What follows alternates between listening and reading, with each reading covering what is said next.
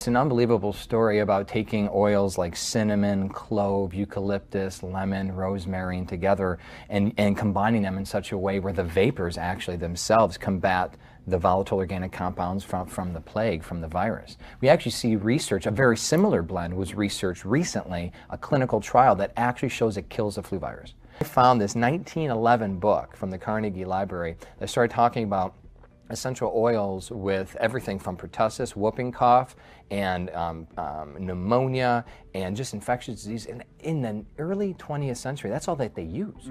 Yeah. I mean, that's what they used. In World War I, World War II, they were using oregano in time to combat gangrene and infection on the battlefield. So what happened? Well, we look at it, well, antibiotic happened. And the government and Big Pharma said, look, we got a solution. And it's cleaner, you don't have to smell like pizza, and it's very simple, and it's cheap. Take a pill. And so people are like, okay, makes sense. Well, that changed the paradigm. Yeah. When the antibiotics came out, that changed the whole paradigm. That's the reason why we're in the situation that we're in today, if you look at it historically. That was the medicine, especially European doctors. You know, Dr. Valnet from France, that's what they used. And so aromatherapy wasn't, quote, invented until the early 20th century when René Gadefus burned his hand in a laboratory experiment. And the story goes, he was just frantic looking for something to help relieve his hand, and he saw a big vat of oil. He put his hand in there, it was lavender oil, just to help relieve it. He would have put it in anything. He was surprised at how quickly it healed and how there was no scarring. He's like, what in the world, what was that? They were just experimenting lavender oil. Well, it allowed him, it really opened up his eyes to look at the healing properties of lavender and other things, and that's where he wrote a book called Aromatherapy. And that was a French book. That's where we know what we do today based off of his studies now 100 years ago. Aromatherapy is the usage of the therapeutic use of essential oils.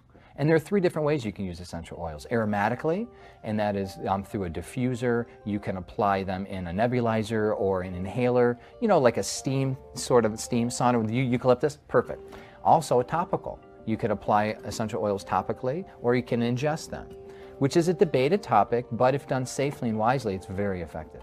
Got some stuff on pneumonia too, because essential oils have been shown, thymol, carvacrol, geraniol, citronellol. These are the chemicals in oils like lemongrass, oregano, Has thyme. Yeah. And thymol, thyme, geraniol, rose. These are oils that have been proven to kill pneumonia. So what we see with whooping cough specifically is going back to the research that we see in 1911. They were injecting a 20% dilution in almond oil. So they had sweet almond oil and a 20% dilution of camphor. I mean, it knocked whooping cough in its pants. So camphor also is a main chemical in rosemary. So rosemary is a very common oil. And so what that means, folks, if your son or your daughter is battling whooping cough, even using it aromatically. But again, what's in that blend we talked about? Cinnamon, clove, rosemary, eucalyptus. I mean, they figured out how to kill the bubonic plague. Those oils are also effective against whooping cough as well.